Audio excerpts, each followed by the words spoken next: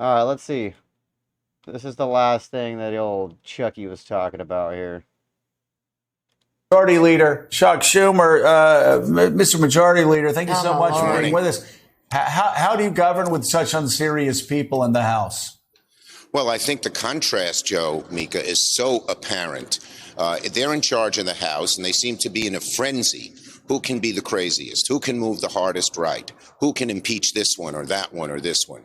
Look at what we've done when the House was Democratic and the Senate was Democratic.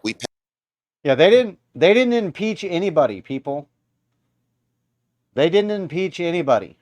They didn't spend their entire time in charge trying to impeach Donald Trump twice for some made up fake shit. They didn't do that at all. Passed record amounts of legislation dealing with the problem of gun safety, helping our veterans, the largest bill that helped clean up the atmosphere ever, reducing the cost of prescription drugs, bringing jobs back to America. The contrast is just amazing. We want to help the American people. They seem to be in an echo chamber just talking to one another about who can be the craziest. And one says something really outlandish, someone else wants to do them one better. This is not what the American people want. I think most people are looking with incredulity at what the Republican House is doing. Incredulity. Well, isn't that a cute word from your word of the day book there, Chucky?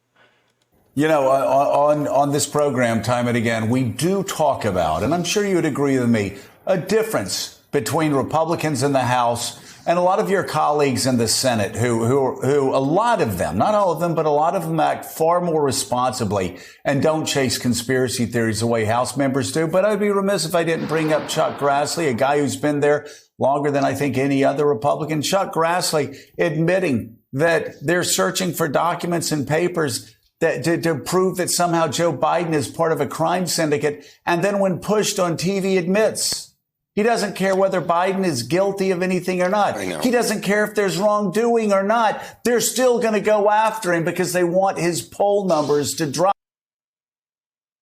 Do you just see how they completely twisted what dude said? I didn't even see what dude said, but I could see the manipulation there. I don't even need to see Grassley's statement. If he said that they don't care if Biden did anything wrong, that was his point, is that they were notified by whistleblowers. They have the responsibility to investigate regardless if anybody actually did anything wrong.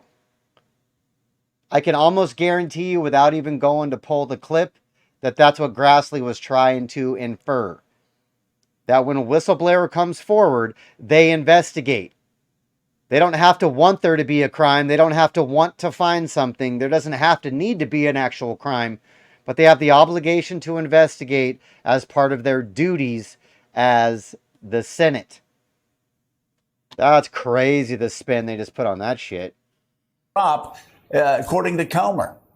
Yep. Well, but let's look at the good side. Of all those bills we passed, of the 8 major bills we passed, 7 were bipartisan. Yesterday, I announced a major effort to deal with AI. It's bipartisan. The 4 leaders are myself and Senator Heinrich. He's a Democrat. Senators Young and Rounds, they're Republicans. We're doing all of that in a bipartisan way. And there are some people in the Senate. All right, Senators Young and Rounds, those don't ring any bells for me, so those definitely sound like some rhinos that are always on board with the Democratic agenda. That's the problem with the Republican Party, is most of them are actually Democrats with an R in front of their name. Who almost are in sync with some of these House people who are way out there. But there are a good number of Republican senators who want to legislate. They may not agree with us on every single issue, but they're willing to come together. And when it comes to AI, that is something we have to do in a bipartisan way. It's probably the greatest. Every one of these stories is important, but in the long-term effect on the American people and on the world, AI, which has tremendous promise, but tremendous danger as well, has to be looked at. And let me just say this about that, Joe, Mika. If the Senate, if the government doesn't get involved, we're lost. Then China will get ahead of us in this area and set AI and their algorithms in a very... Oh God, nothing you want to hear to make you feel warm and safe and cozy like a government official saying that only the government can save you. Because that's what you want to hear in America. That is definitely what we want to be hearing in America, is that only the government can save us. All right, that's about as much Schumer as we can listen to for the day. I don't know if I can take much more of his bullshit. But from my understanding, isn't the congressional framework to handle AI is to limit our ability in America to achieve it?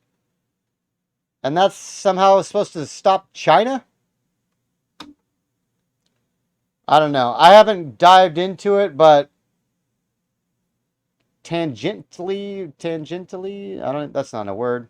Um, Tentatively, I would assume, or what I read, the snippets that I got, is that the legislation is they were trying to hinder America's ability by regulation to actually achieve anything with AI, which obviously isn't going to stop China from pushing forward.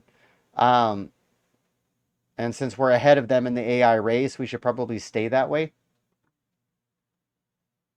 not hinder America's ability. Um, Although AI freaks me out. AI definitely freaks me out. I'm a fan of Skynet, or I'm not a fan of Skynet. I'm a fan of the Skynet theory. Um, and I don't think we should ever test that theory, because that's why the movie was so good, because everybody went, I could see that. I could see that. That makes sense. If we gave robots control, they would definitely assume that we are the problem and need to fix us. Um, so definitely don't want AI to go online. Definitely don't. But that's pretty much it for me for the day, bro. Folks, not bro. Some of you might be chicks. I don't know. Um, but that's gonna call it for me for the day. We're gonna be back on Friday for sure. We're gonna do a nice fat juicy live stream on Friday. Amik may appear as a special guest. He's an independent artist for an interview and to check out some music, hash it up with him. And then I have another independent artist, hopefully will also be joining us on the stream. His name is Diverse the Prodigy. So hopefully Friday we'll be able to interview a couple independent artists, talk to them. I'll ask them some questions that'll make them uncomfortable. We're going to put them on the spot and make sure they take some actual stances on some things. No, I'm just kidding, but we probably should. We probably should. So just to start this interview, how do you feel on abortion? Okay. Do you think that socialism is good? Are black people oppressed in this country? But no, if you guys have some questions that we should be asking independent artists, I probably will ask some of those. Um, Maybe. Who knows? Who knows? It's risky. You never know what I'll ask. It's risky. If you want to risk it, come on board.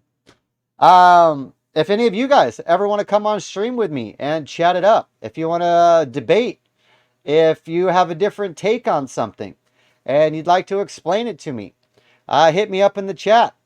Send me an email. I can send you a link. You can join the stream and we can chop it up.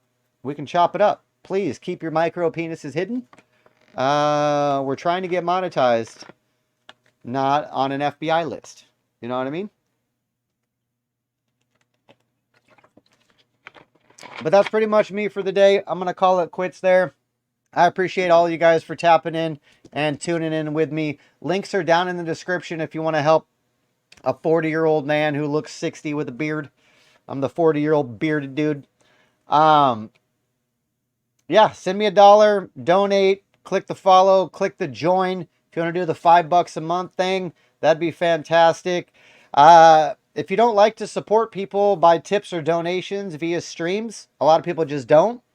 You can go to shopmcclures.com. It's a website that I created to sell quality American products. I want to help people actually producing in this country get their products sold. So I started a business to do that. So shopmcclures.com is the website. If you go check it out, we'd support it. Amik, we do have some regular stuff. You do have a car. You need to take care of said car. We got car soap and wax and tire polish and, air freshener and all that stuff to take care of your cars. We are looking for some more household, more common items. The problem is this stuff's just not made in America.